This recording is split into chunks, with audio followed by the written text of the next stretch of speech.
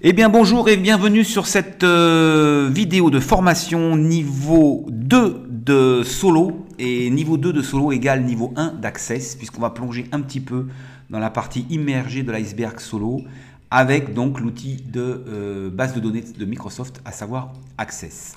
Et je vais vous expliquer les rudiments, donc ce qu'il faut absolument savoir quand même, le b.a.-ba du fonctionnement et de l'architecture d'une base de données Access.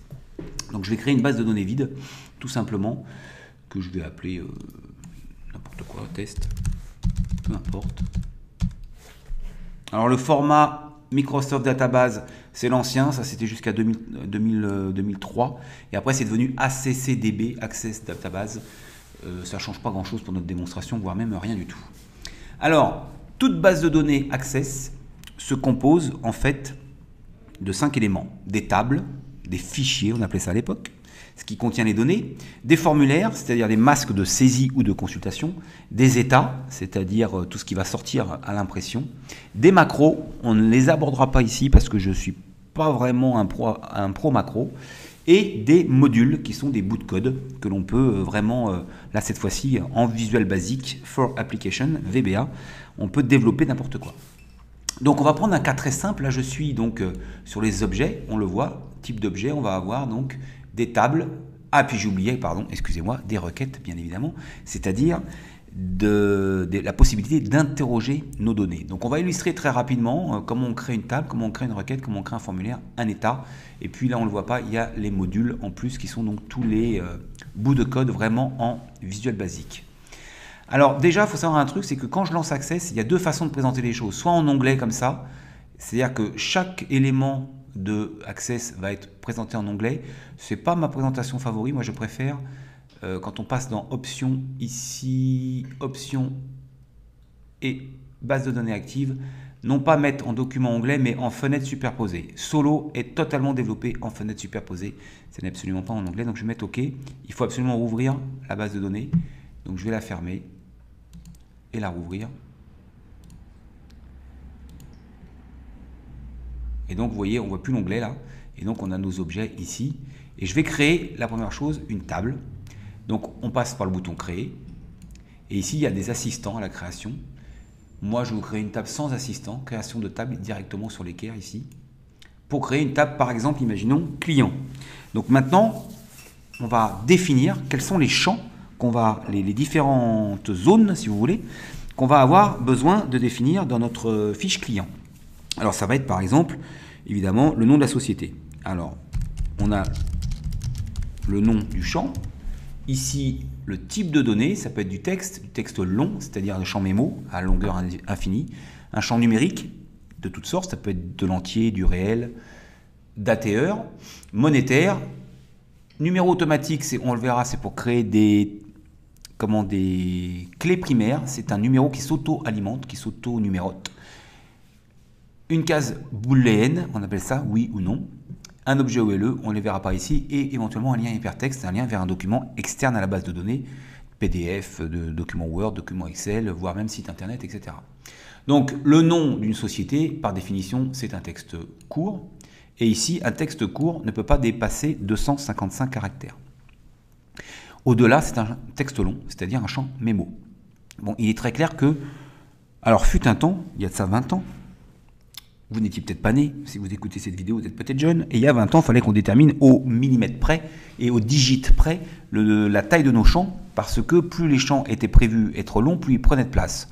Aujourd'hui, évidemment, avec nos nouvelles technos, nos disques durs qui font des téradoctets, on se soucie beaucoup moins de ce genre de choses. Ceci dit, un nom de société, ça dépassera rarement 100 caractères ou 60, allez, 60 caractères. Ça veut dire que je ne pourrais pas saisir plus de 60 caractères dans ce champ, tout simplement. Alors, il y a quelques options, je ne vais pas tout détailler ici, mais il y a le format, le masque de saisie, la légende qui apparaîtrait en haut de la colonne. Il y a quelques éléments de validation, comme par exemple, est-ce qu'on peut autoriser une chaîne vide ou pas? Est-ce que le nul est interdit? Je peux très bien mettre oui. Voilà. Et quand je vais définir un client, je vais avoir aussi, par exemple, le nom de la personne, ou du dirigeant, nom du dirigeant.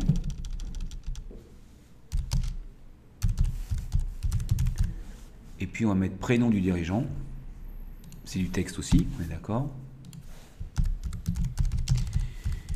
On va mettre adresse. Adresse, pour le coup, c'est un champ qu'on peut rendre long. Code postal. Là, ça va être plutôt un champ numérique. Ville. Champ texte. Et puis, si on veut un autre champ numérique, je ne sais pas moi, chiffre d'affaires. Numérique. Si on veut un champ date, connu le. Champ date. Connu le. Voilà. Et puis un champ booléen, ça peut être, je sais pas moi, résident, français ou pas. Oui, non. Voilà. Alors, il est d'usage d'avoir ce qu'on appelle une clé primaire, c'est-à-dire un de ces champs-là qui serait unique, c'est-à-dire qu'on ne pourrait pas avoir d'homonyme dans notre table. Donc c'est là qu'on peut très bien mettre un numéro auto-alimenté, comme il nous le proposait tout à l'heure, ici, le champ numéro auto, et l'appeler code, par exemple. Et c'est Access qui va s'occuper de auto-numéroter ce code. Alors, quand je suis en création ici, alors sous Access, comme sur tout Office d'ailleurs, si je veux laisser le volet ouvert, je double-clique dessus, et ça le fige. Et c'est là qu'on va pouvoir dire ici qu'il s'agit d'une clé primaire. Ça met la petite clé, on clique là-haut sur clé primaire. Parce que quand je vais fermer ma table, de toute façon, Access va vouloir, enfin aimerait que je mette une clé primaire, c'est-à-dire donc un des champs qui soit complètement unique. Je ferme, double-clic, oui, j'enregistre. Il me demande le nom de ma table, ça va être client. Et maintenant, je peux ouvrir ma table, double-clic, et voilà, je peux commencer à saisir les différents enregistrements.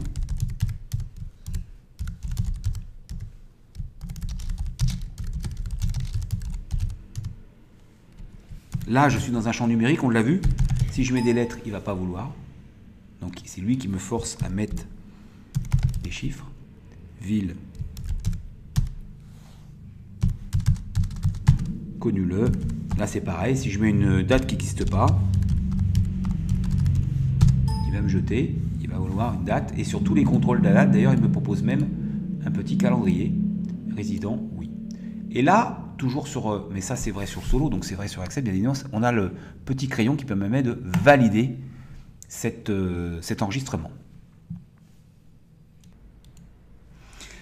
Alors là, on voit qu'on peut saisir complètement tous nos enregistrements dans la table, mais il serait évidemment plus sympa d'avoir un formulaire, justement, quelque chose qui nous permette de présenter ça de façon un peu plus sympathique. Et c'est là qu'on va passer donc, dans la deuxième partie, qui est la création d'un formulaire.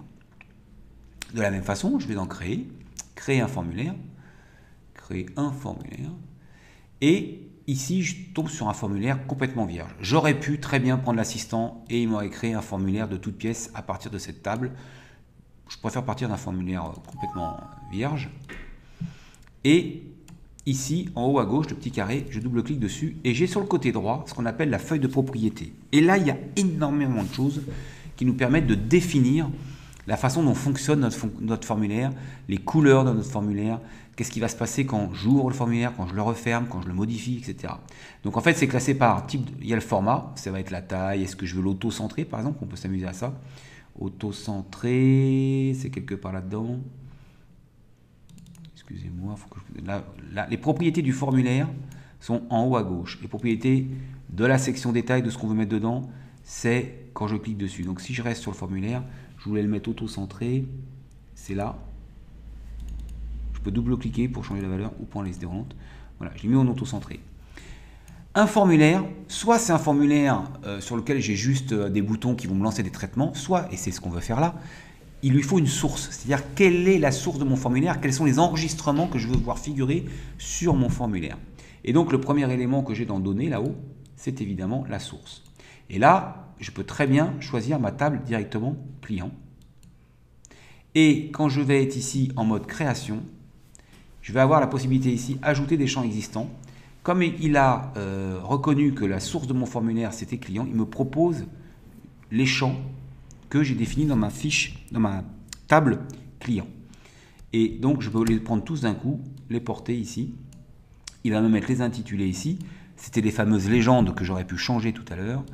Et puis là, les différents champs. Et il arrive même à me formater déjà correctement la ma case à cocher, puisque c'était, on s'en souvient, un champ booléen oui/non, donc il l'a remplacé par une case à cocher, ça sera oui ou ça sera non. Et là, de la même façon que tout à l'heure, je vais ou le fermer, il va me demander le nom, ou mettre un petit coup de disquette ici, et lui donner un nom. Je l'appelle client, puisque c'est là qu'on va saisir nos clients. Et clic droit sur la barre, ici je peux passer du mode création au mode formulaire. Donc là je suis en mode création pour modifier mon formulaire. Et là mode formulaire, et j'arrive sur le formulaire. Et là cette fois-ci, je retombe toujours sur la première fiche. Et pour créer une nouvelle fiche, j'ai ce bouton qui a automatiquement été mis.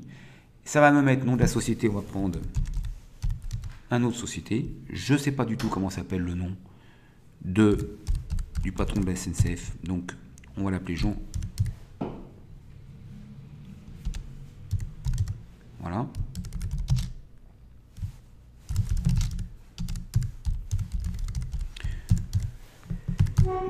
Et là, code postal. Alors, c'est pas le 13, c'est 75, je sais pas quoi, on s'en fiche. C'est à quelques millions. Connu le. Par exemple. On retrouve ici, puisque je suis sur un champ date, le petit widget qui nous permet de choisir une date, et le petit crayon ici qui me permet de valider.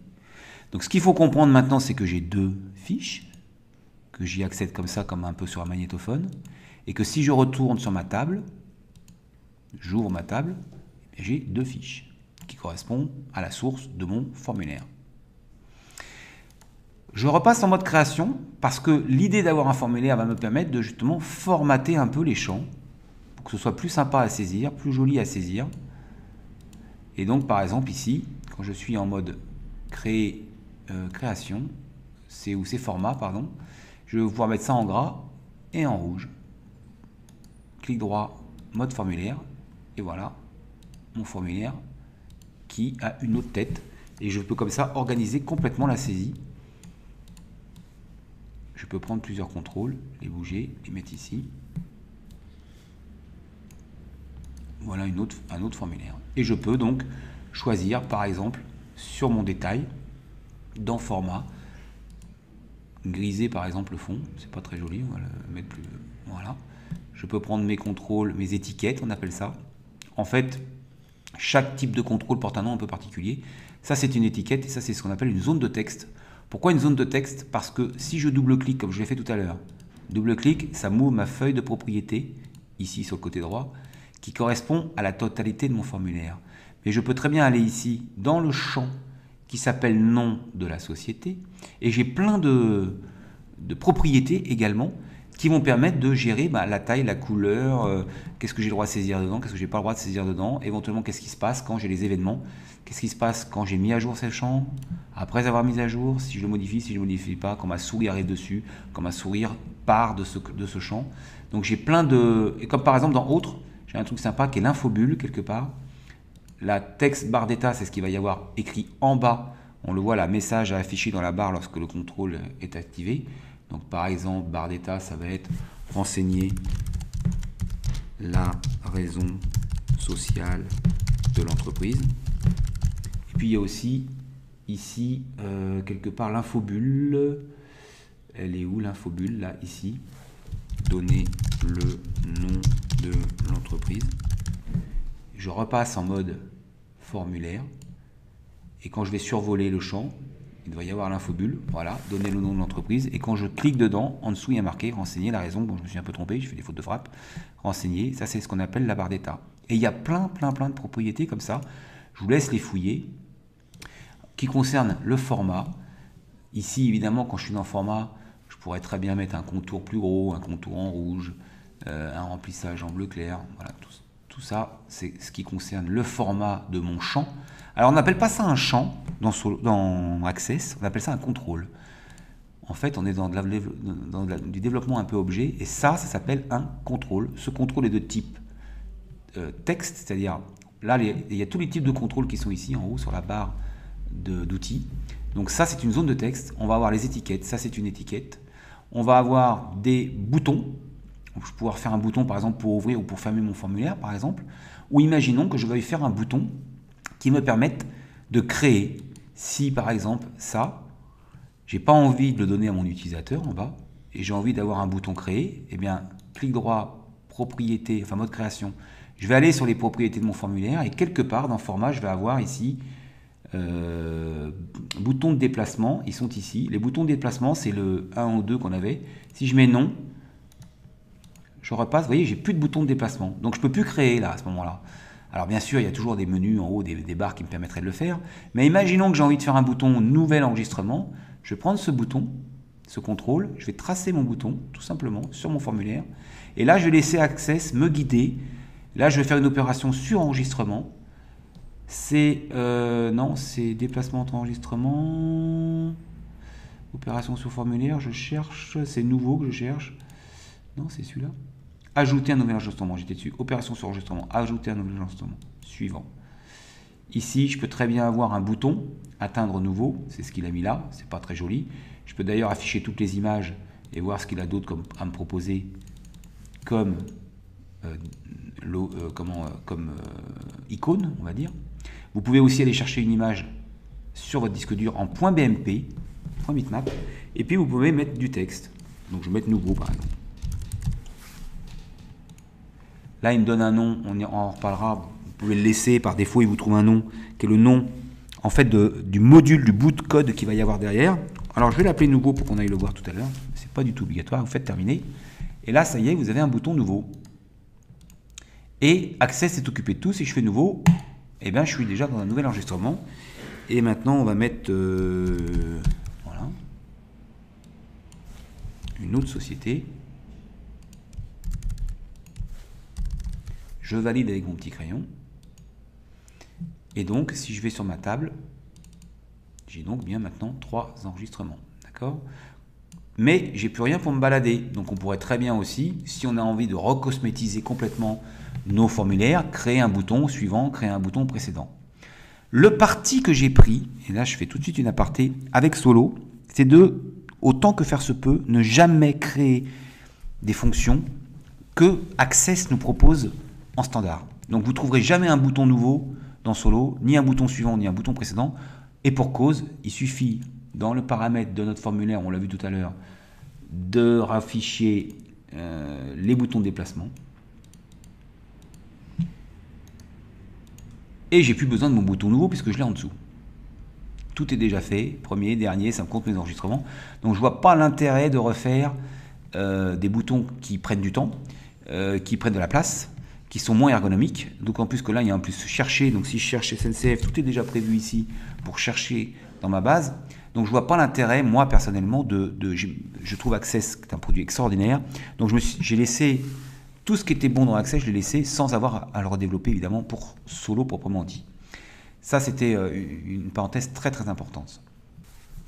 Alors il me faudrait des heures pour rentrer dans le détail de ce qu'on peut faire et du type de propriété qui existe pour chaque contrôle. Par exemple, tout bête, ici on voit il n'y a pas la séparateur tous les 1000, il n'y a pas les virgules, donc ça c'est le genre de choses que vous allez avoir sur un champ texte, sur un champ numérique, pardon, ici dans format. Vous avez plein de formats différents, donc on peut prendre de euros, fixe, etc.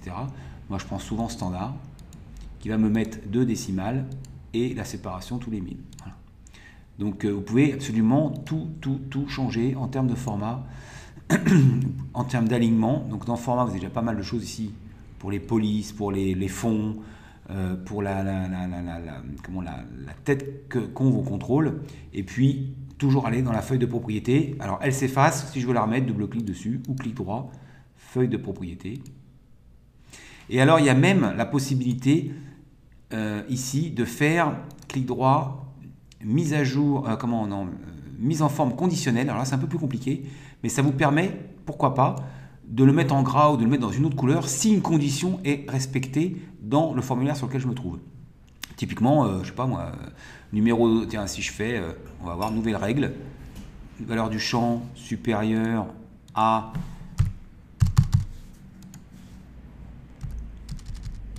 $1 million par exemple. Alors je le passe en, il faudrait que je lui dise, en gras rouge.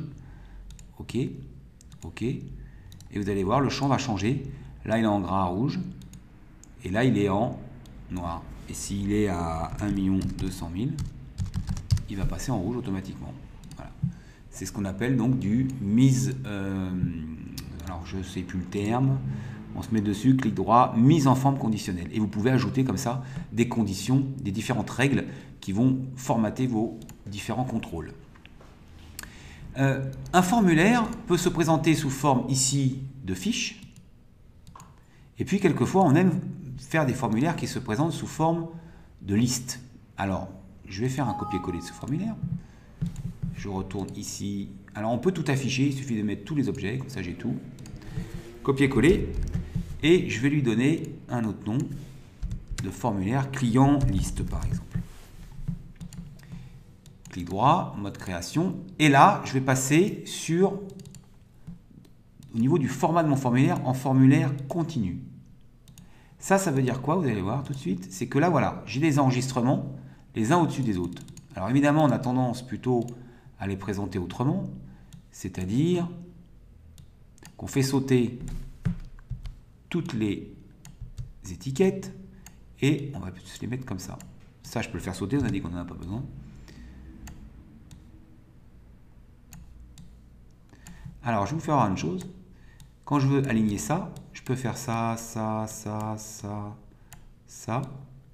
Je prends tout, clic droit, et là j'ai plein de trucs qui me permettent d'aligner en haut. Ça les aligne. Clic droit, aligner à gauche. Ça les met sur le côté gauche. Et je vais les mettre directement là-bas. Je referme. Je passe en mode formulaire. Et là, voilà, j'ai la possibilité de saisir.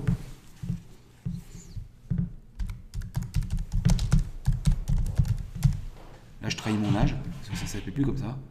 C'est pas grave.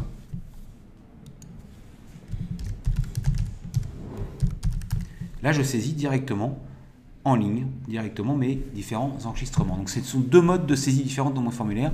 Un en mode continu, c'est celui-là, où tous mes enregistrements sont présentés et petit à petit, j'aurai une barre verticale qui me permettra de descendre dans mes enregistrements. Soit en mode, alors comment il appelle l'autre mode? Voyons. Mode unique. Voilà. Il y a même la possibilité d'avoir des formulaires croisés. Et puis, si, on peut toujours aussi mode feuille de données. Feuille de données, c'est où?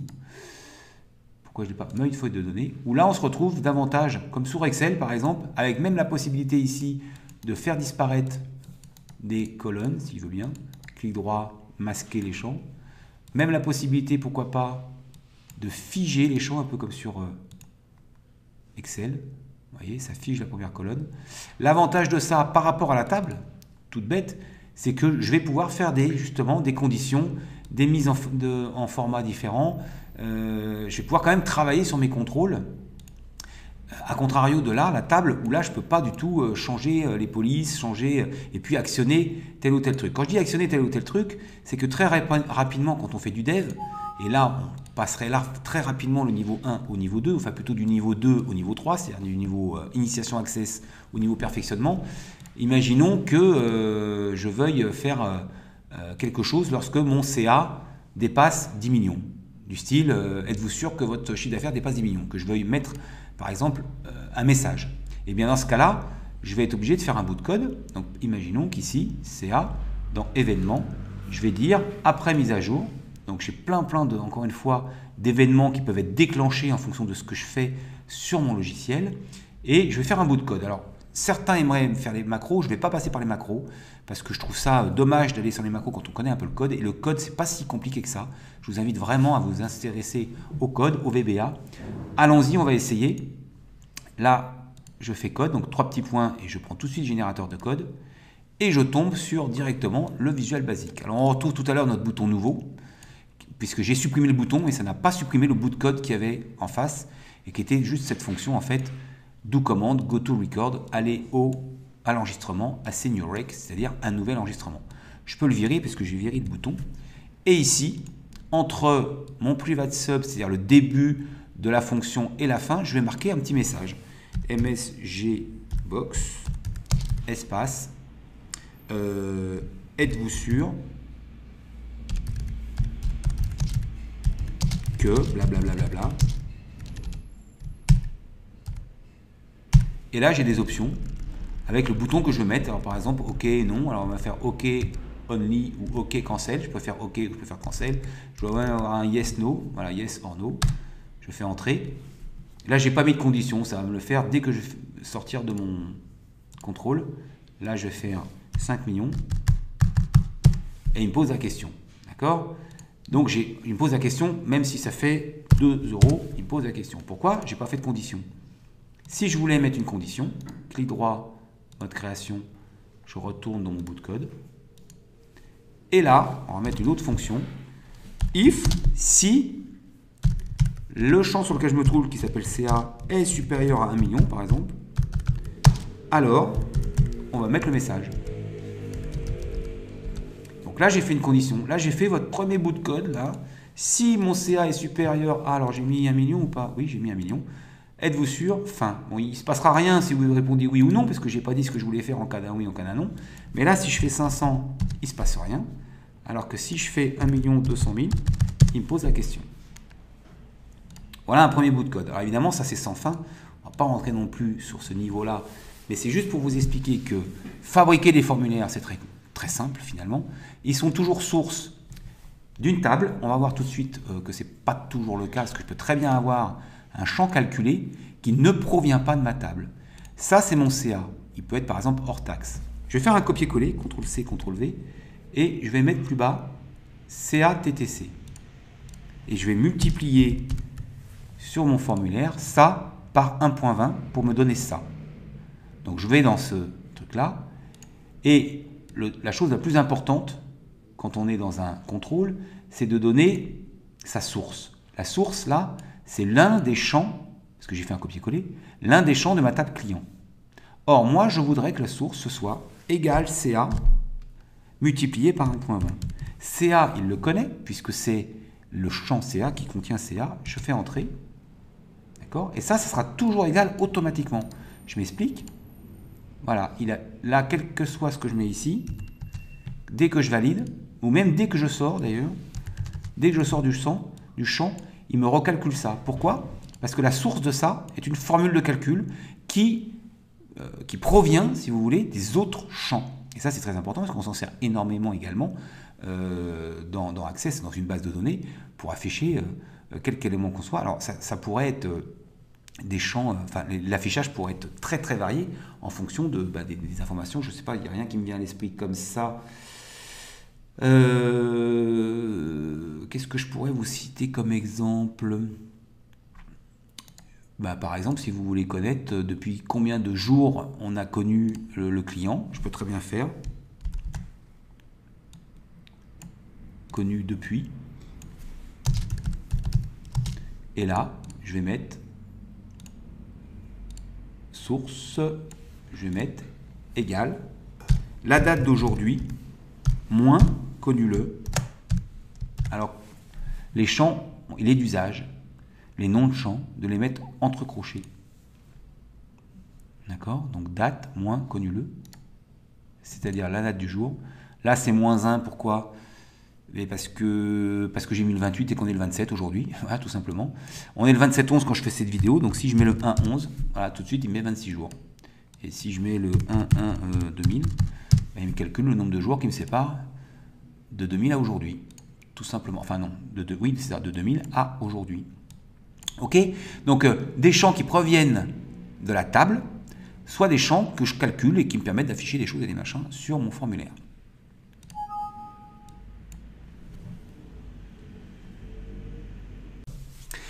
Alors, vous allez me dire, c'est bien gentil tout ça, mais entre ça d'un côté et ça de l'autre, je ne suis pas très très loin quand même de ce que je pourrais faire avec un Excel par exemple. Alors pourquoi on va se mettre sur une base de données? Déjà, chose importante, c'est que si j'avais ici 100 000 enregistrements de clients différents, la seule chose qui est en mémoire, c'est la fiche sur laquelle je me trouve. Donc ça veut dire que vous pouvez travailler des heures sans sauvegarder, il n'y a pas de sauvegarde quand on travaille. Le fait de valider avec le petit crayon là, eh bien, ça enregistre automatiquement dans la base de données. Il peut y avoir une coupure de courant, vous ne perdrez absolument aucune saisie précédente. Ça, c'est déjà le bon point par rapport à Excel où je suis en mémoire, tout est en mémoire. Je travaille 1 heure sur le même tableau sans faire de sauvegarde, je peux tout perdre.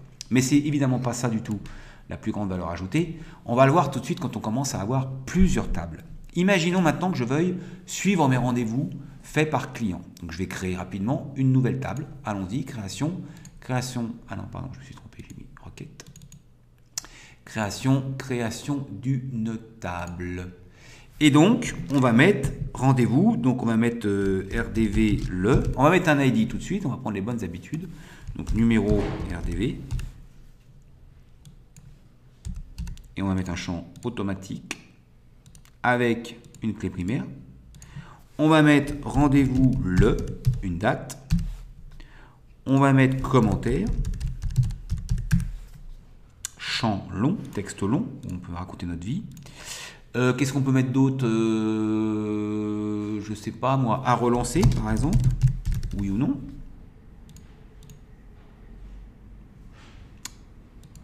Oui ou non, pardon. Et puis, durée du rendez-vous. On pourrait mettre date de début, date de fin. Enfin, on pourrait durée du rendez-vous, mais champ numérique. Voilà.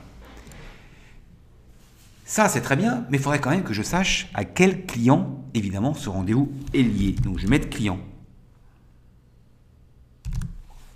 Et je vais mettre un texte. Et je ferme. Je l'appelle RDV. Et j'ai une table de rendez-vous. Et là, je peux mettre rendez-vous le 15-11, commentaire vu, je sais pas moi, proposition X. À relancer, oui. Durée de rendez-vous, j'ai mis de l'euro, j'ai fait n'importe quoi. C'est pas grave, 10 minutes, on va le changer. Et puis le client, XXX. Et là, je peux valider. Or, je n'ai aucun client qui s'appelle XXX.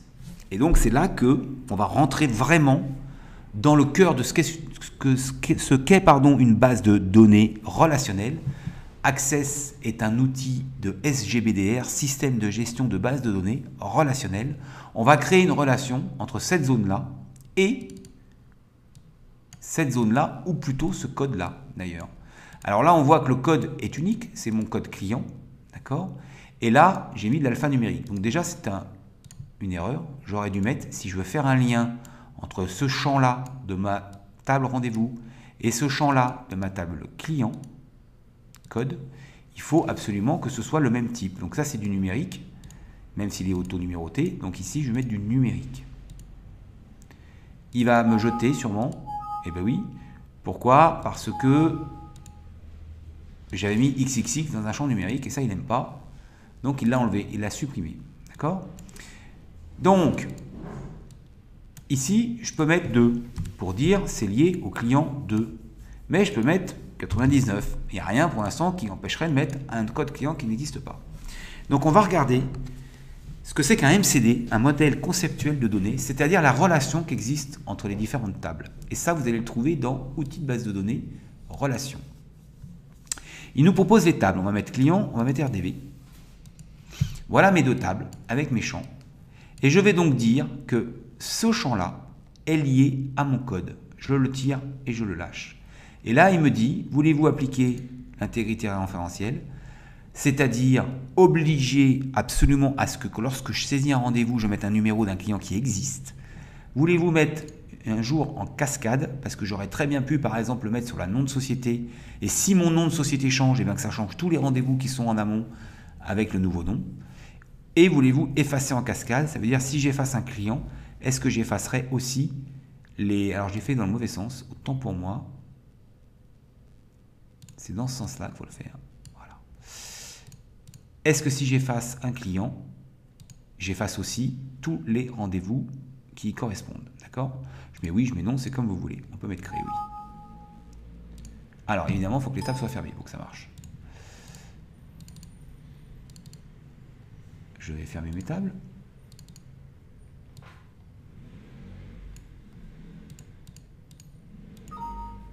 Pourquoi il ne veut pas? Eh bien parce que j'ai un 99 qui traîne. Alors attendez. Eh oui, donc ça ne peut pas marcher. Il ne peut pas me mettre l'intégrité référentielle puisque pour le coup, tout de suite, j'ai une anomalie entre un numéro de client 99 qui n'existe pas dans ma table client. Donc si je veux arriver à faire ma relation, il faut que je mette un numéro qui existe. On va mettre 1 pour l'instant.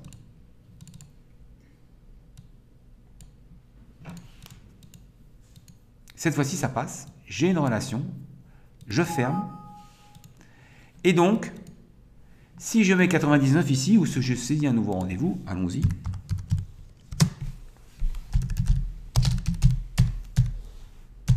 Et que je mets 99, il ne veut pas. Vous ne pouvez pas ajouter ou modifier un enregistrement car l'enregistrement associé est requis dans la table client. Autrement dit, vous devez mettre un numéro de client qui existe.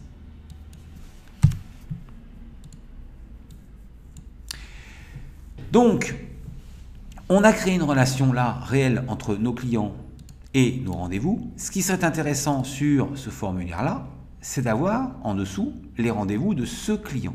Et là, on va faire un formulaire d'abord qui présente les rendez-vous. On va faire tout de suite un formulaire. On peut très bien ici, je me mets sur la table, je vais dans créer, je fais assistant formulaire, j'ai même ici formulaire, clac. Vous voyez, quand on a un clic, il m'a fait un formulaire rendez-vous. Le problème, c'est qu'il est de type, rappelons-nous, continu. Non, il est de type, je ne me rappelle jamais du terme, format unique. Or, ce serait quand même sympa d'avoir plutôt un formulaire, parce que donc là, si je prends ça comme ça, il existe, hein, c'est pas le problème. J'ai déjà mes rendez-vous, mes 2 rendez-vous que j'ai saisis. Ok, alors on va changer 2 choses. Mon formulaire va s'appeler rendez-vous. On va surtout changer mon histoire de type. Là, clic droit sur ma table, mode création. Le durée du rendez-vous, j'ai mis monétaire, c'est n'importe quoi. C'est date et heure, ou non, ou numérique. Ça dure tant de minutes. Voilà. Et donc, je reviens sur mon formulaire rendez-vous. Il ne me plaît pas comme ça. J'ai envie de le mettre vraiment. Numéro de rendez-vous, d'abord, c'est beaucoup trop haut. Oh. Ah bah vous voyez, il m'a fait ça. C'est pour ça que j'aime pas les trucs automatiques. Il m'a tout encadré. Je comprends jamais rien ça. Il m'a tout. Ouais, ils sont tenus entre eux. Ah voilà, c'est ce truc-là. Je sais même pas comment on l'enlève. C'est un truc qui permet de maintenir tous les contrôles en un truc. Bon, ok, on va refaire un formulaire de toute pièce, parce que ça me fatigue. Donc je vire ce formulaire, super. Oui. Et je vais créer vite fait un formulaire de toute pièce, vierge. Clic droit mode création, source de mon formulaire, évidemment, la table RDV.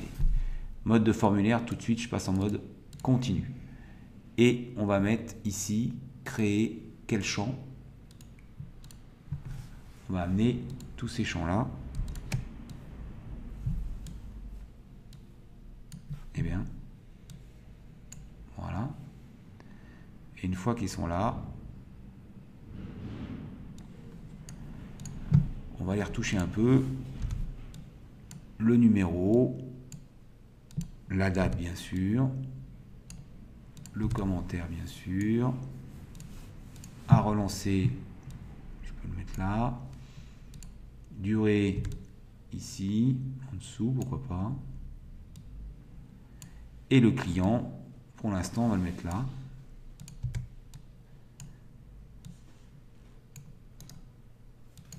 Voilà, j'ai mes rendez-vous, d'accord?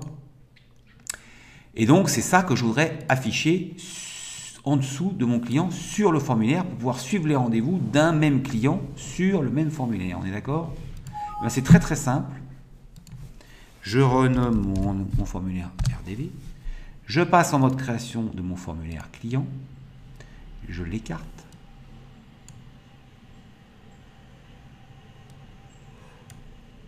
Je lui laisse la place. Et je vais venir prendre rendez-vous ici et le déposer tout simplement.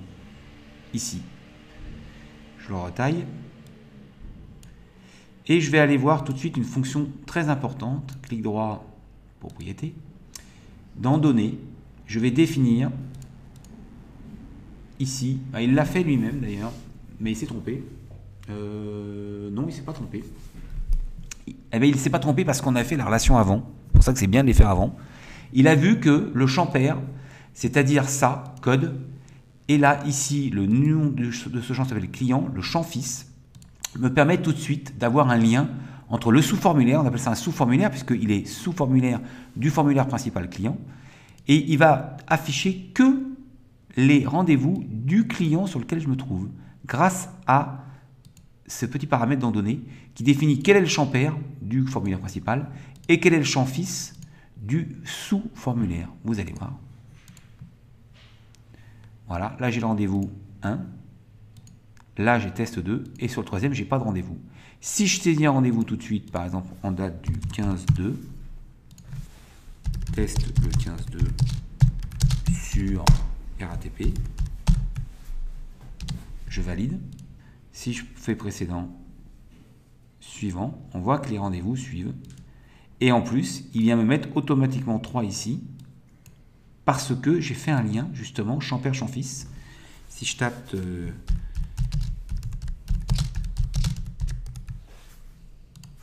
tout de suite, il me met le bon champ ici.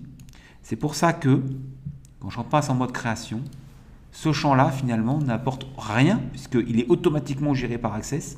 Donc, je peux, dans Format, le rendre invisible. Je peux agrandir un peu.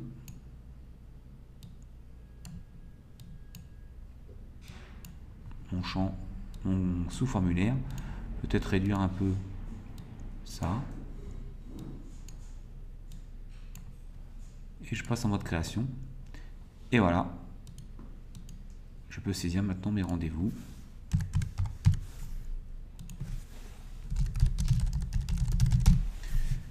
À relancer. Ça a duré 1 heure. Je valide ma ligne. Et donc, la saisie se fait automatiquement dans un sous-formulaire. Donc maintenant, j'ai 2 tables qui se remplissent avec ce champ-là qui se remplit au fur et à mesure en fonction de ce que je saisis dans mon sous-formulaire. C'est une notion qui est vraiment un peu plus compliquée que simple formulaire, mais vous comprenez bien toute la puissance parce que vous pouvez très bien avoir aussi, par exemple, ici, et ça sera le cas sur Solo, on le verra quand on rentrera dans le vif du sujet sur Solo, des sous-formulaires qui soient les factures, qui soient les actions qui sont menées, qui soient les rendez-vous, qui soient les contacts qui sont liés à celui-là, etc., etc. Et donc, le MCD, c'est-à-dire le modèle conceptuel de données, les relations qui existent entre les différentes tables, on l'a vu là avec 2 petites tables, vous verrez sur Solo que ça ressemble vraiment à une toile d'araignée parce que toutes les tables ont des relations entre elles, de façon à ce qu'il y ait une homogénéité des données qui sont saisies dans les différentes tables qui concerneraient les éléments d'une autre table. Ça va être le cas, par exemple, un truc qu'on connaît bien quand on fait du développement, c'est entre la facture, l'entête, le numéro de la facture, et les lignes de facture. Bien évidemment, je vais avoir une facture avec le nom du client, qui va être attaché au client, la date, le montant hors taxe de la facture, et puis en dessous, je vais avoir un champ, une sous-table, qui sera les lignes de facture, et qui seront liées par le numéro, justement, pour pouvoir avoir autant de lignes que je veux pour une même et unique facture. C'est typiquement ce qu'on vient de faire là, avec des clients et des rendez-vous. Alors, on a vu là la création de table, la création de formulaire. Ce qu'on va voir là maintenant, c'est la génération des requêtes. La gestion des requêtes, puisque c'est évidemment plus-value quand on fait de la base de données, c'est d'interroger nos données. Alors évidemment, ce n'est pas du tout intéressant quand on a 4 clients qui se battent en duel. Donc je vais rapidement monter 700 nouvelles fiches. Je fais un copier-coller d'une autre base.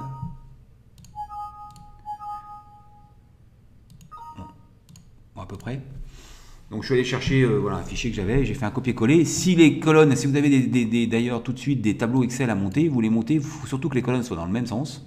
Voilà, lui il s'occupe ici, vous le mettez à la fin, le code il s'occupe de le faire lui-même. Et puis il vous monte, comme ça, vous faites un copier-coller d'un tableau Excel directement dans Access, dans Solo, on le verra, mais surtout là on est en train de parler d'Access.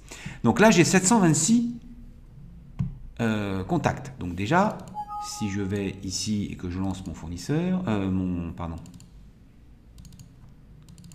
je vois en dessous 726.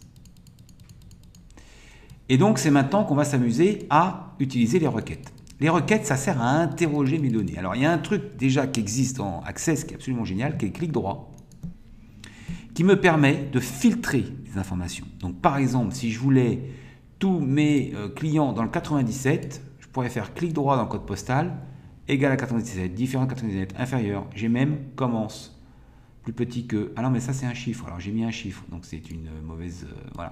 Je peux faire sur un champ texte, filtre texte, contient, ne contient pas, commence par, imaginons, contient Paris. Et là, je vais avoir en bas, ici, 34 fiches qui contiennent Paris. Enfin, dont la ville est égale à Paris. Donc déjà, ça me permet de filtrer. Je peux même filtrer évidemment en mode feuille de données et travailler sur la feuille de données elle-même. On l'a vu tout à l'heure, les différents formats d'affichage de mon formulaire.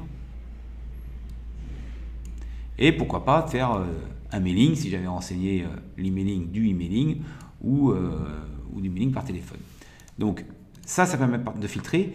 Et en plus, on peut filtrer, on peut cumuler les filtres. Par exemple, CA Paris et ici, filtre texte supérieur ou plus petit que, on va faire plus petit que 1000. J'en ai 685. Alors, je n'ai pas cumulé les deux là, c'est pas possible. Donc, je recommence. Je vais dire ex filtre contient Paris 34. Et ça, je vais cumuler ça, pardon, plus petit que 1000. Voilà, parmi les 34, il y en a 28 qui sont inférieurs à 1000. Et puis je peux mettre ici, clic droit, connu, filtre texte, cette année par exemple. Alors je vais prendre beaucoup, mais j'en ai un. Celui que j'ai saisi tout à l'heure. Ah non, rien à voir. Mais bon, c'est pour vous dire que vous pouvez filtrer comme ça directement sur vos formulaires. Mais les requêtes vont nous permettre d'interroger en mettant les paramètres avant. Je vais vous faire voir tout de suite. Donc, dans requête, j'en ai pas encore, je vais faire créer une nouvelle requête. Et on va déjà commencer par dire quelle table je veux interroger. La table client.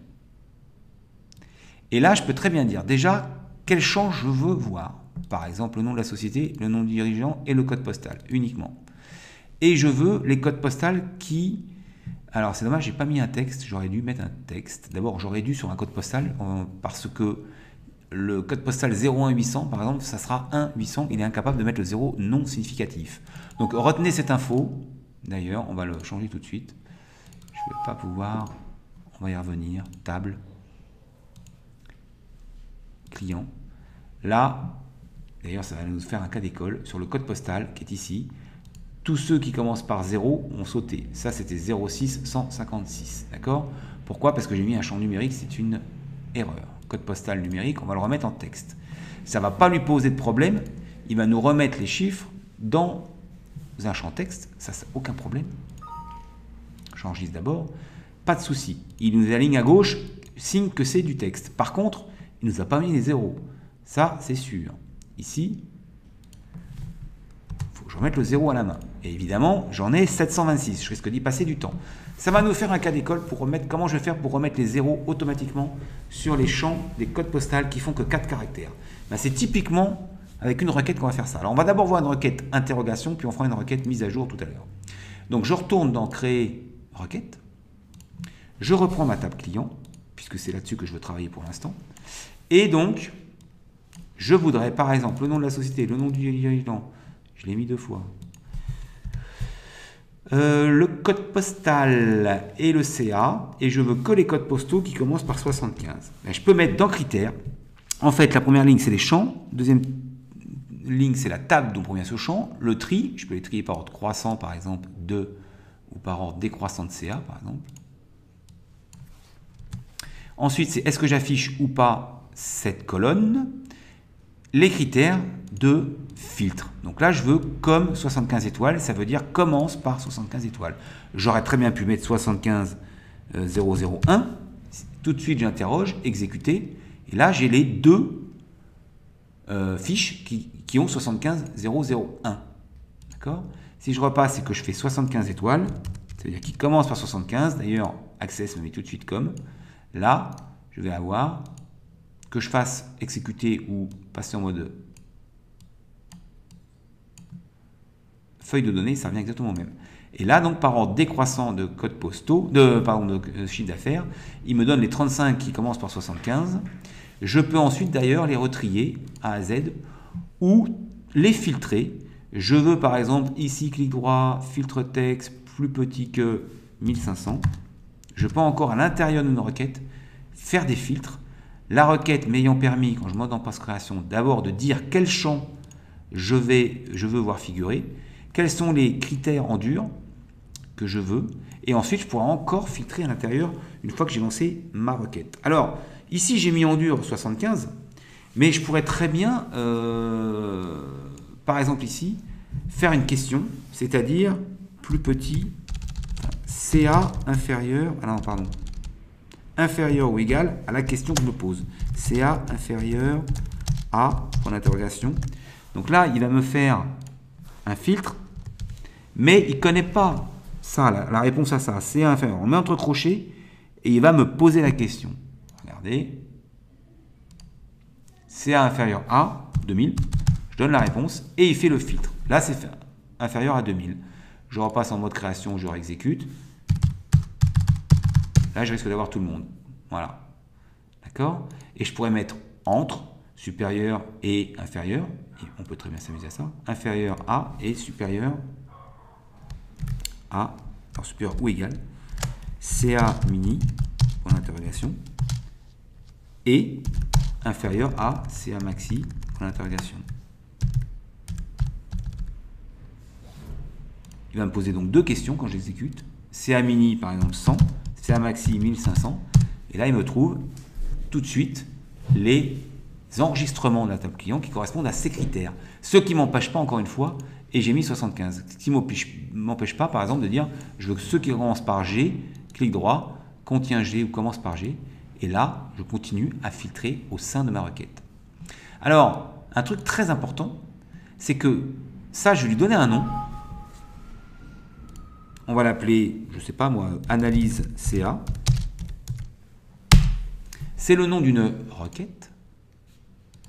Et je peux l'exécuter en double-cliquant dessus. Comme j'ai mis des critères, il va me redemander à chaque fois les deux critères et il m'exécute la requête. L'autre chose qu'il faut savoir, c'est qu'une requête peut être très bien la source d'un formulaire. Et c'est là que ça prend toute la dimension. Je vais, pour comprendre ça, 75, on garde ça.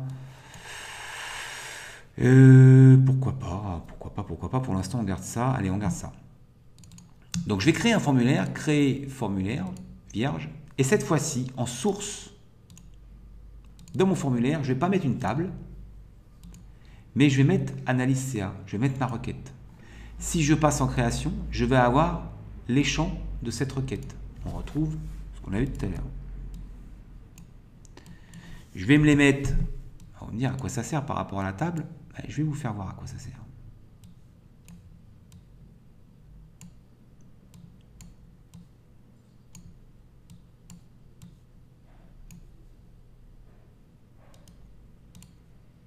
Je vais faire un formulaire continu.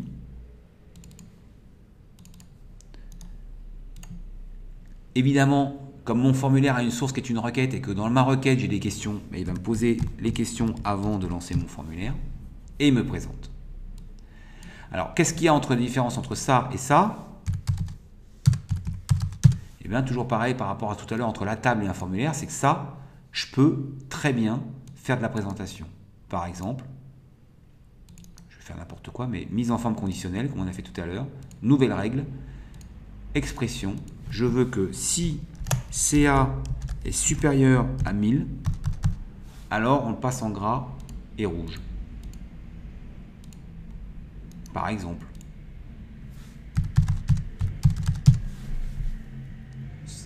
Donc j'ai pas mis le CA en rouge, j'ai mis les noms en rouge. J'ai fait une expression avec une mise en jeu, une mise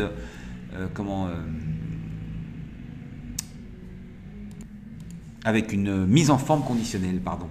Alors l'autre avantage également d'un formulaire, d'abord c'est plus lisible parce que vous voyez, on peut faire du blanc sur gris, remarquez dans la table aussi maintenant. L'avantage de la table, c'est que je peux régler la taille de mes colonnes. C'est absolument pas le cas ici. Je ne peux pas régler la taille de mes colonnes puisque dans mon formulaire, je définis la taille de chacun des champs. D'accord ? Par contre, je peux très bien avoir envie de mettre ça en italique et en plus petit pour avoir une présentation qui est complètement différente. Vous voyez ? Et l'autre chose très importante qui peut être utile très souvent, là j'ai une rubrique qui s'appelle détails. Clic droit, je vais afficher un en-tête et un pied de formulaire. Et je vais pouvoir mettre déjà quelque chose, ici, pour faire joli, parce qu'on est dans du formulaire. Excusez-moi, là, on va pouvoir mettre une étiquette.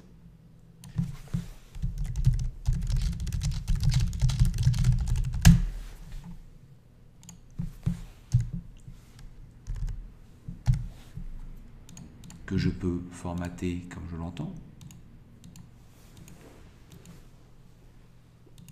Et surtout, je vais pouvoir en pied de formulaire faire le cumul de mon CA en fonction des filtres. Et alors là, vous allez voir, je fais un copier-coller pour ne pas avoir à le retaper, mais copier-coller, je le mets là. Et on a vu précédemment dans les données qu'on avait la source. Ça, c'est le CA qui provient de ma table, en l'occurrence de ma requête. Mais là, je vais faire une formule égale, on l'a vu dans un petit peu précédemment, qu'on pouvait faire une formule de calcul. Et là, je peux faire somme de CA. Et donc là, ça va m'afficher la somme en bas de mes fiches. Et si je filtre en disant par exemple je veux que les G, clic droit commence par G, évidemment mon total là est le total des lignes affichées. Et alors là ça prend une dimension bien évidemment beaucoup plus importante. On ne peut pas faire ça dans une requête. Je n'ai pas la somme dans une requête, nulle part. A contrario d'Excel où il me suffit de noircir la colonne pour avoir en bas à droite le total de cette colonne. Là c'est pas du tout le cas. Donc on va se servir des formulaires pour afficher des cumuls, des moyennes, des écarts types, etc., etc. Je défiltre. Vous avez vu que là, c'était filtré. En amont, c'est filtré toujours par les critères de ma requête, plus de 100, moins de 1500. Par contre, ici, si je dis, par exemple, fini par 2, clic droit, se termine par 2, je n'ai que ceux qui terminent par 2. Et là, je peux défiltrer, c'est vrai toujours, pour récupérer, attention, entre 100 et 1500, puisque c'est ce que j'avais renseigné au lancement de ma requête. D'accord? Alors, on va s'amuser à regarder d'autres choses. Ce truc-là, on va l'appeler analyse CA. C'est le nom de mon formulaire.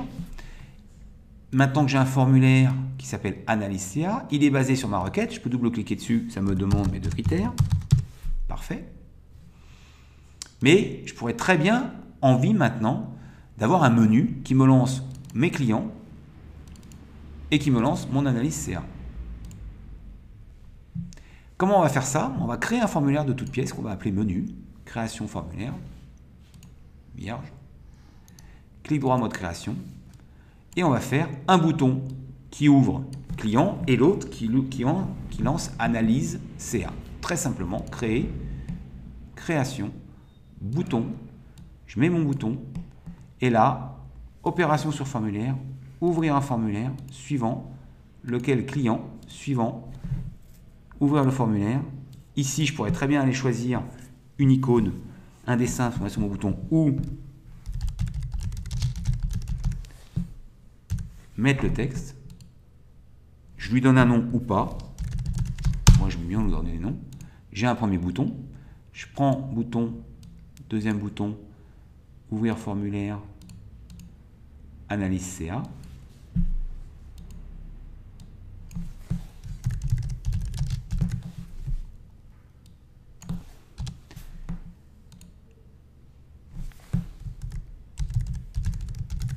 Là, c'est pour donner un nom à mes codes, hein, parce que derrière, il y a un petit bout de code, on l'a vu tout à l'heure. Voilà. Ça, je le fais propre. Éventuellement, je prends une étiquette que j'appelle menu.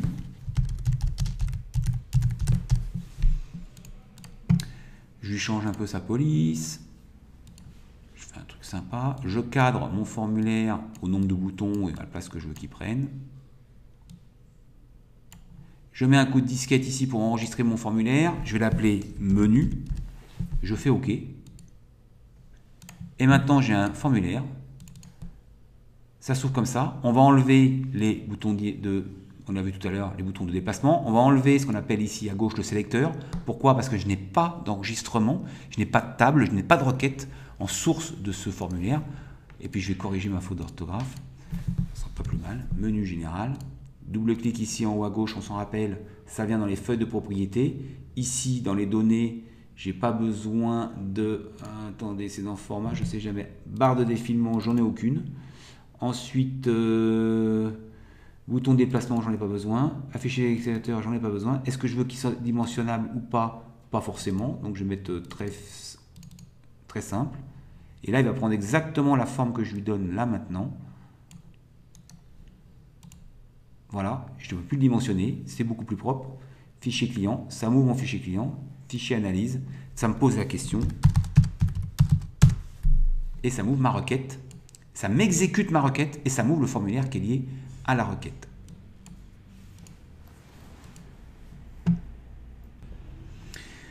Alors, on a déjà pratiquement une petite application là, puisqu'on a un menu général et 2 formulaires avec une petite requête. D'accord? Alors, ce que je trouve pénible, par exemple ici, c'est qu'il me pose la question comme ça. C'est sympa, mais en même temps, d'abord d'une, je ne peux pas marquer en haut analyse des CA de mes clients entre 100 et 1500 puisque je les stocké nulle part. Et c'est surtout qu'il faut que je le saisisse à chaque coup. Même si je fais de 0 à 1 million, chaque fois que je vais vouloir ouvrir ce formulaire, il va me demander de 0 à 1 million. À chaque fois, il faut que je le renseigne. D'accord? Alors, ce qui serait sympa, c'est qu'on ait 2 zones qui nous permettent de mettre CA minimum, CA maximum. Et ça, je pourrais très bien le mettre sur mon menu principal. Comment je vais m'y prendre? C'est tout très très simple. Et là, on va commencer à un petit peu évoluer dans l'application. Je vais sur mon menu, créer 2 champs. Un CA minimum. Donc là, c'est mon CA mini. Et ici, je vais lui donner un nom. Ça, c'est là que je vais remplir la donnée. Donc, le nom de mon contrôle, ça sera, par exemple, CA mini. Attention. CA mini, on va le mettre CA underscore mini. On écrit bien. D'accord. Hop. Zut. Voilà. Et je vais faire un copier-coller. CA maxi. Comprenez bien que ça, c'est l'étiquette, c'est ce qui est affiché sur mon formulaire. Et ça, c'est le nom de mon contrôle. La source de ce contrôle est nulle. C'est-à-dire qu'il va falloir que je remplisse quelque chose dedans. Par exemple, 0, par exemple, 100. Et je voudrais que quand j'analyse ma CA, il ne me pose pas la question, mais qu'il aille me chercher ce que j'ai mis là et ce que j'ai mis là. En plus, ici, dans Données, je peux mettre une valeur par défaut. 0 pour le mini, et imaginons 15 millions pour le maxi. Donc ça, c'est des propriétés, je vous laisse les découvrir, il y en a énormément. Valeur par défaut, là, quand je vais ouvrir mon formulaire, 0. Alors, c'est parce que, pourquoi on recommence, on le ferme, on le rouvre. Ah, ça ne marche pas. Pourquoi? Maxi, il n'en veut pas. Valide si, c'est n'importe quoi, je me suis trompé de zone. C'est valeur par défaut. Décidément. Valeur par défaut, 15 millions. Ben non, ça ne me pose pas de problème.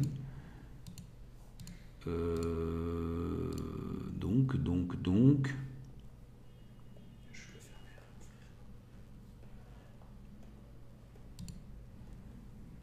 On va dire que c'est du standard. En format.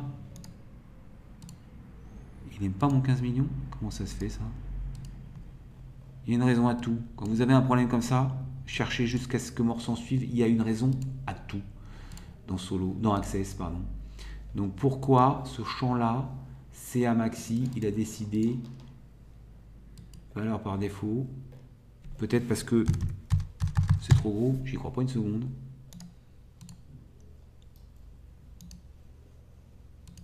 Incroyable. On va le fermer, on va le rouvrir. Voilà, beaucoup mieux. Donc on a un truc qui s'appelle CA underscore mini, CA underscore maxi, et ils sont où ces champs-là? Ces 2 contrôles sont sur le menu, le formulaire qui s'appelle menu. Donc je vais retourner dans ma requête. Je vais modifier ma requête. D'accord? Et ici, entre crochets, ça posait la question. Et là, je veux qu'il aille chercher cette donnée-là et cette donnée-là. D'accord? Eh bien, cette donnée-là fait référence à un contrôle. Et en fait, on va taper forms. Vous allez voir qu'il va le transformer en formulaire. Le nom du formulaire, point d'exclamation, le nom du contrôle, CA mini. Et inférieur à formulaire. Comment il s'appelle mon formulaire? Menu. Et mon contrôle, CA maxi. Alors vous voyez, il me remet, ah non, des fois il remet formulaire, ça dépend des versions d'Access. Ici, il aurait pu me remettre formulaire. Il préfère forms, il me met bien les crochets, il n'y a pas besoin de s'embêter avec ça. Et là, automatiquement, quand j'exécute ma requête, j'ai dû me tromper quelque part. Non. C'est un mini. Oui, regardez, là, j'ai pas mis mini. Il faut faire très attention parce qu'il n'y a même pas de message d'erreur. Voilà. Tout de suite. Alors on va essayer. Imaginons que je veuille que les chiffres d'affaires qui soient à 0. J'en ai pas. Bizarre. Donc de 0 à 500, analyse CA, et voilà.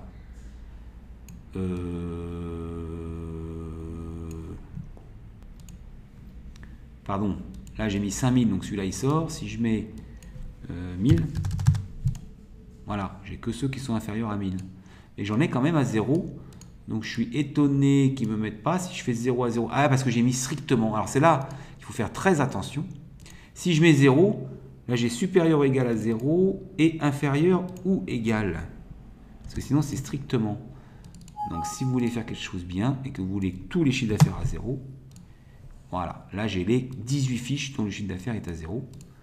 Et si je veux CA mini 1000, 2000, voilà. Et là je peux commencer à m'amuser à lancer une requête qui est la source d'un formulaire et qui va automatiquement présenter les données que j'ai envie sans avoir à... enfin, avec une ergonomie, on va dire, une grille de saisie beaucoup plus intelligente que si j'avais à chaque fois l'obligation de rentrer les choses. Et surtout, quand je lance mon appli, donc quand je lance mon menu, une fourchette déjà prédéfinie, ce qui m'abroge de renseigner quoi que ce soit, puisque j'ai déjà les deux grandes fourchettes qui me permettent de tout présenter. D'accord ? Donc on voit que là, c'est nos limites, hein, c'est en fonction des informations que vous avez à gérer, que vous allez pouvoir comme ça faire un menu qui va vous ouvrir des fiches qui vont permettre de saisir des informations, de saisir des sous-informations si on va dans des sous-formulaires, et de les présenter de façon diverse et variée, soit sous forme de formulaire, avec des totaux comme j'ai fait là, toujours pareil, hein, on n'oublie pas que la présentation provient des contrôles et donc des feuilles de propriété qu'il y a sur chaque contrôle. Là, si je veux remettre ça, imaginons en euros, en monétaire, il va me le séparer tous les 1000, il va me mettre le sigle euro, voilà, c'est beaucoup plus propre, d'accord ?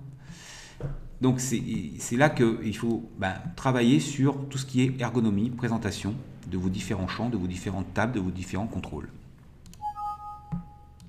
Juste pour conclure là-dessus, avant qu'on passe aux états, c'est que comment je fais pour lancer ce menu automatiquement? Parce que regardez, si je ferme cette base de données et que je l'ouvre, elle s'appelle test, et je n'ai pas mon menu qui s'ouvre. Il faut que j'appuie sur menu ici.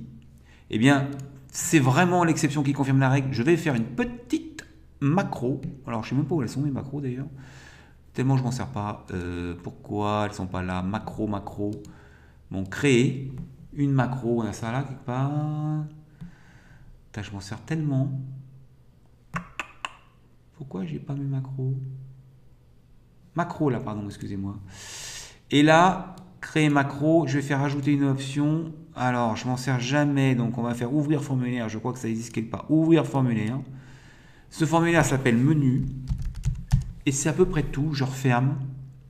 Et pour qu'elle s'exécute au lancement de ma base de données, la seule chose à faire, c'est de l'appeler auto-exec.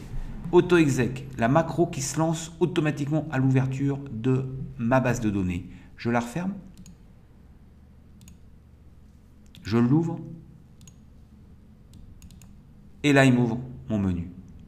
Ce qui veut dire que là, ça y est, j'ai une application. Je vous fais voir. Il suffirait de faire un raccourci sur mon bureau vers cette base de données pour que tout de suite, on en arrive ici. Je vous fais une démonstration. Par contre, je ne sais pas où je l'ai stocké. Où est-ce que je l'ai stocké? J'en sais, fiche rien. Dans Documents. Donc, je ferme. Je vais dans Documents. Elle est là.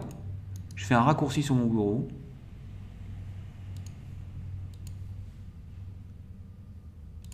Il faut que je la trouve. Elle est là. Je lui donne un nom.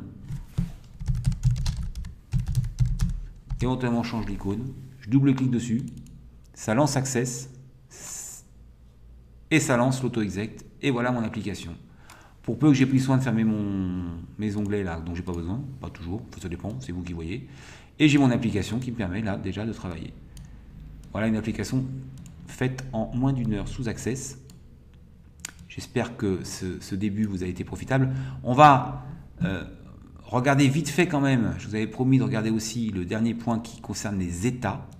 Les états étant donc, en gros, ça fonctionne comme les formulaires, sauf que ça a vocation à être imprimé. Je m'explique. Quand je suis sur cette fiche client et que je le passe en impression, aperçu avant impression, c'est là, donc c'est là, j'obtiens ça. C'est-à-dire, globalement, mon formulaire, pour peu qu'il soit trop large, vous voyez, il sort de mon cadre, etc. Donc c'est pas très joli. En plus, si j'ai mis des fonds, etc., ça va me bouffer la moitié de mes cartouches. Donc l'idée de faire un état, c'est vraiment de faire un formulaire qui s'imprime. C'est exactement ça. D'ailleurs, bien souvent, on fait des formulaires qui s'impriment. Je l'explique, quand je vois là, si je fais ça, voilà. Globalement, si je passe en aperçu, c'est assez correct.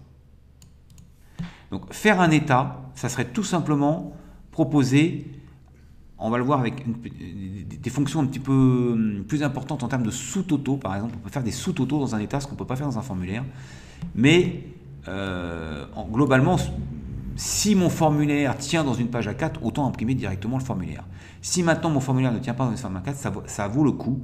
Exactement comme on l'a fait pour tout à l'heure ce formulaire-là, justement, analyse de le CA de mes clients, qui provient d'une requête. C'est de faire un état qui provient d'une requête et qui va imprimer que les éléments dont on a besoin. D'ailleurs, pour aller plus vite, je vais prendre mon formulaire, analyse CA, clic droit, enregistrer sous. Non, alors c'est pas comme ça. Je l'ouvre d'abord, pardon. Ça, c'est moins pratique qu'avant, je trouve. Fichier, enregistrer sous, enregistrer l'objet sous. Et là, je croyais que je pouvais l'enregistrer en état directement. Non, c'est pas le cas. Ça m'étonne. Eh bien non, c'est pas là. Je croyais qu'un formulaire, on pouvait l'enregistrer directement en état. Ah non, je sais comment il faut faire, pardon. Si vous voulez dupliquer un formulaire en état, il faut faire copier-coller. CTRL-C, CTRL-V. Eh ben non, d'habitude, merde alors. Ça, j'en reviens pas, qui me demande pas.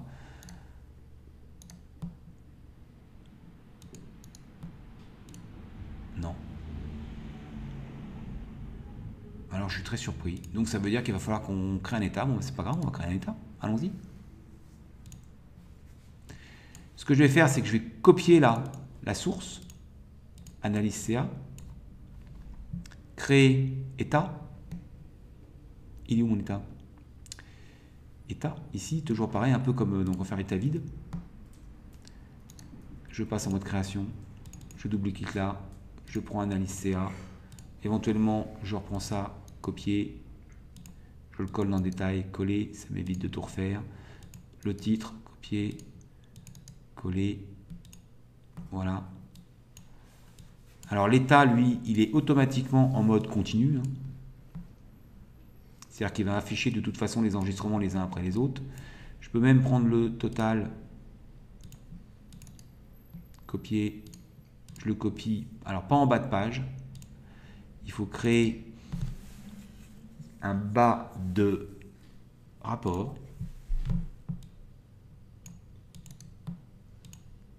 Mince.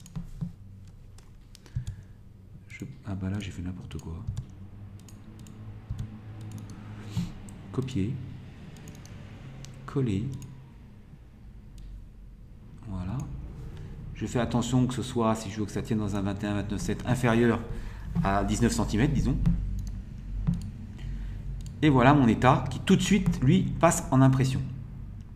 Autant tout à l'heure on passait par le formulaire et puis on le rendait en impression. L'avantage, je vais vous faire voir, moi pourquoi je préfère faire des états, des formulaires qui s'impriment, c'est que si je décide ici dans mon formulaire de les trier par ordre alphabétique, quand je vais l'imprimer après, ça sort de la page, mais on s'en fiche pour l'instant, il est trié. Alors que dans un état, c'est vous qui déterminez à l'avance la façon dont vous voulez qu'il soit trié. Donc là, il est trié par ordre, je ne sais pas de quoi d'ailleurs. C'est comme la requête, logiquement, c'était par ordre décroissant de chiffre d'affaires. Mais dans un état, ça fait partie justement des fonctionnalités d'un état, c'est qu'on va pouvoir, clic droit, ici, trier, regrouper, c'est en bas d'ailleurs, on le voit ici. Je peux ajouter un tri et dire que je vais les trier par ordre de nom de société, par exemple.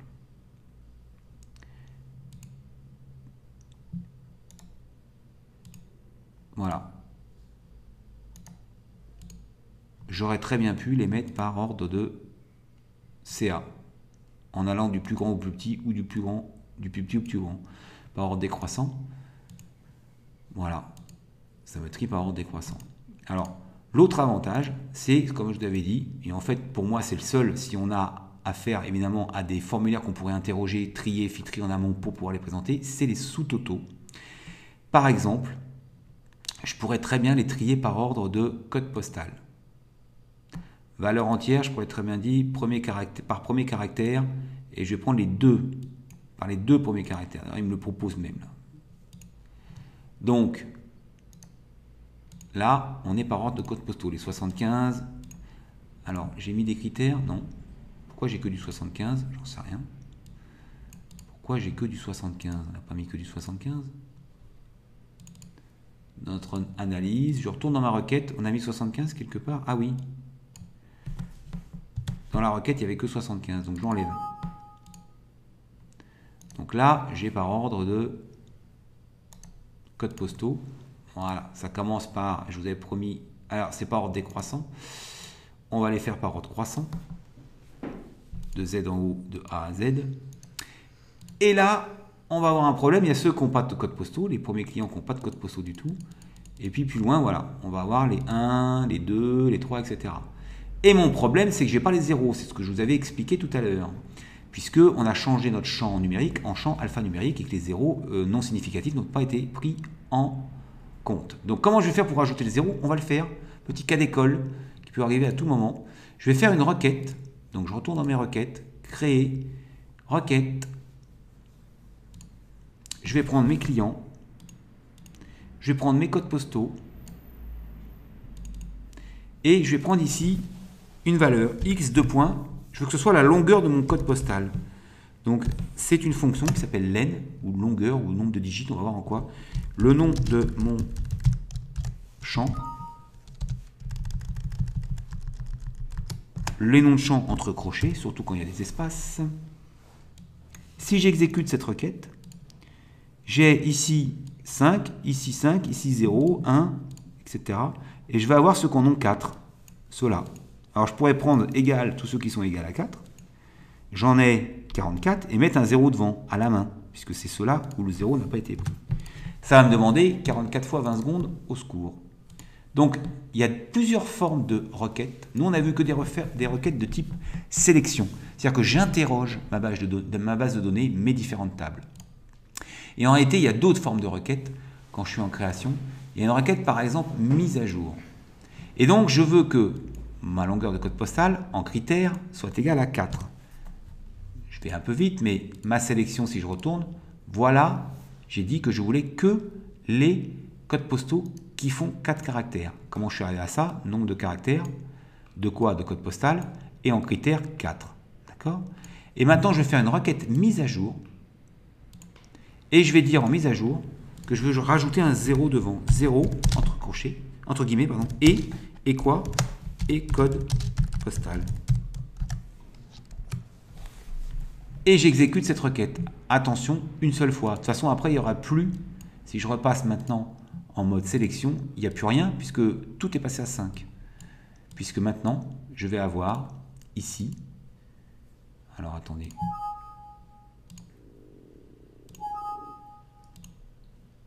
si je fais analyse CA, ou même si je fais d'ailleurs fichier client, sauf que je ne les ai pas mis, donc je vais aller dans ma table client, je vois que dans code postal, il est là. Maintenant, je dois avoir des trucs qui commencent par 0.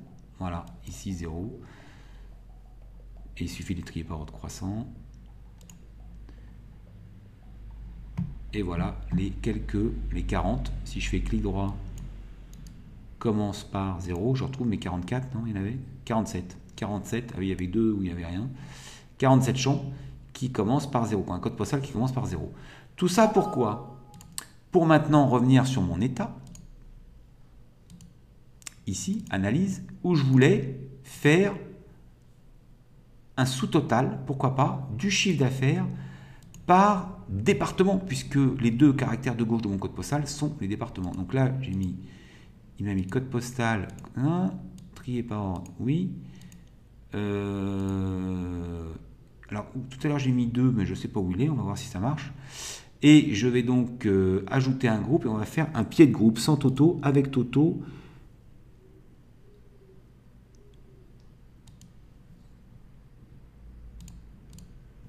Pied de groupe code postal. Je prends mon total, CTRL-C, CTRL-V. Je viens le mettre en dessous là. Et donc je vais avoir un sous-total. On va voir, je ne suis pas sûr qu'il y joue par département là. Il va sûrement, non. Il va sûrement nous faire l'histoire par code postaux, voyons. Donc là, il y a un sous-total de ceux qui n'ont rien. Ah si, c'est bon. Il nous a pris que les deux caractères de gauche, grâce à ce qu'il y avait tout à l'heure. Là, il y a le 0,1 avec le sous-total 0,1. Là, il y a le 0,2 avec le sous-total 0,2. 0,3, il n'y a qu'une occurrence. 0,3, 0,4, etc. Et donc ça, par contre, il n'y a vraiment que dans un état qu'on peut le faire.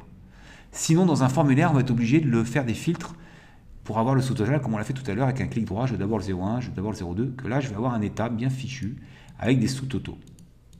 Et toujours pareil, à vocation d'être imprimé, d'où une feuille A4. Je peux très bien, effectivement, par la mise en page, régler, le faire en paysage, le faire sans portrait, le faire sur plusieurs colonnes. Ça a vraiment vocation à être imprimé, à la différence d'un formulaire. Je comprenais bien ça. Alors, si je voulais lancer cet état à partir de mon menu, il me suffirait sur mon menu, clic droit, mode création, en dessous, de créer un nouveau bouton, créer bouton,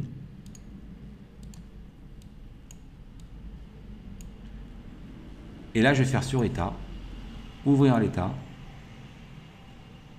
je vais faire l'aperçu plutôt, analyse, il n'y en a qu'un, je peux mettre l'icône là, pourquoi pas, allez. Analyse, ou je le laisse comme ça n'a pas trop d'importance. Il m'a fait mon bouton. Là, j'ai préféré laisser une icône.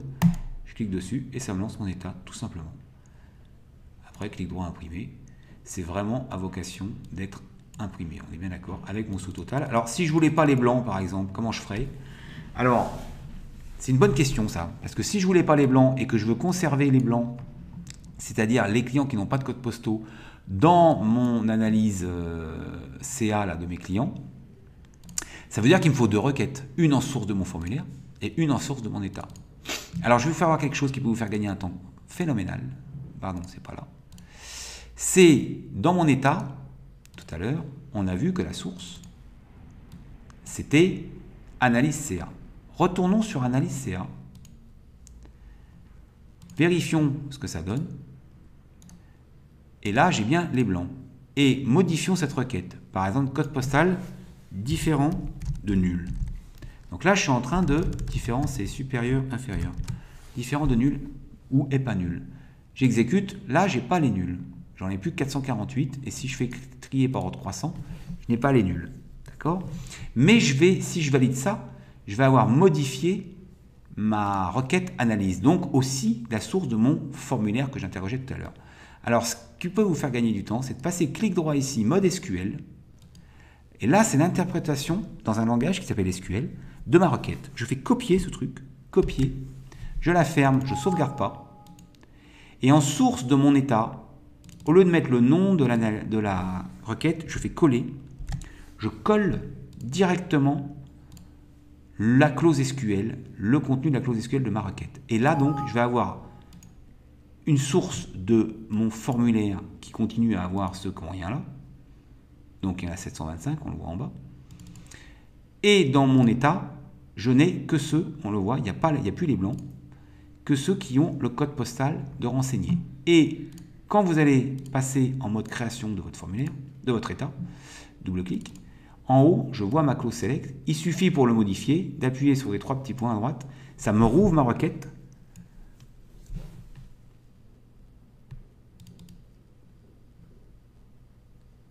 Et par exemple, qu'est-ce que je pourrais changer? Je sais pas moi. Je peux rajouter encore un autre truc. Nom de société, je sais pas moi, inférieur à L.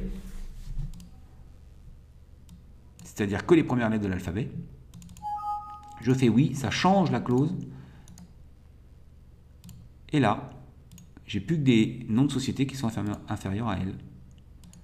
Donc je peux avoir une source plus compliquée, enfin, quelle qu'elle soit, moi je vous invite, si vous pouvez, si vous avez des requêtes pas trop compliquées, de les mettre directement en source de vos états, de vos formulaires. D'abord parce que vous pouvez les retrouver d'un clic ici, et parce que ça vous évite d'avoir trop d'objets. Une fois qu'on en est là, je n'ai pas besoin d'avoir toutes les requêtes qui sont la source de tous mes états ou de tous mes formulaires. Quand je dis formulaire, c'est exactement la même chose. Ceci dit, je vais vous faire voir un truc. Je lance mon analyse ici. Clic droit, mode création. Okay. On a vu que la source, c'était analyse CA. Je vais là, je passe en mode SQL, je fais copier, je referme, je colle ici en source, je ferme, je peux supprimer ma requête. Je n'en ai plus besoin. Pourquoi? Parce que j'ai mis la clause SQL directement en source de mon formulaire. Donc ça m'évite d'avoir des requêtes et des requêtes et des requêtes. Et pour savoir ce que j'ai au bout, clic droit, mode création, je vais dans la source et je clique sur les 3 petits points et je retrouve ma requête spécifique à mon état ou à mon formulaire, en l'occurrence ici, le formulaire. D'accord? Ça vous évite d'avoir trop de requêtes. Voilà un petit tour rapide de ce qu'on peut faire avec Access. On va passer dans la vidéo d'après sur la façon dont Solo, le logiciel Solo, le RP Solo, le CRM Solo a été construit, d'accord, sur les bases élémentaires de ce que je viens de vous expliquer. Il n'y a pas beaucoup de choses de plus à savoir en théorie. Vous allez voir qu'en pratique, on peut aller beaucoup plus loin, puisque ce que vous allez voir sur Solo est la substance moelle de tout ce que je viens de vous expliquer en termes de générateur de tables, création d'état, de formulaires, de requêtes, et bien sûr, on va le voir aussi, beaucoup de modules. Je vous remercie, je vous dis à très bientôt. N'hésitez pas à liker, à partager cette vidéo. Je vous dis à très bientôt dans une prochaine vidéo sur Solo ou sur Access. Bye bye tout le monde.